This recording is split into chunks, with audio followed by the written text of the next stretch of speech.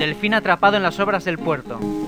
Hace unos meses 2 delfines entraron en la zona de ampliación del puerto de Gijón, también conocido como el Musel, sin que salieran del mismo, quizás debido a un problema en su sistema de ecolocalización, o puede que por padecer alguna enfermedad. Lo cierto es que uno de ellos ha muerto hace poco y el otro sigue atrapado.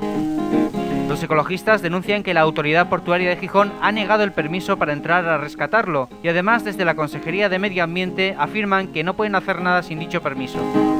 La zona de ampliación del puerto está siendo rellenada con las arenas y lodos extraídos por los dragados que se realizan en estos días en la bahía de Gijón, lo que supone que el agua, donde está el delfín, se encuentre muy enturbiada y sea un peligro para la supervivencia del animal. Por todo ello, los ecologistas exigen a la autoridad portuaria y a la Consejería de Medio Ambiente que, al igual que se ha hecho en otros puertos, rescaten al delfín lo antes posible. Bye bye, pretty baby, baby, bye bye.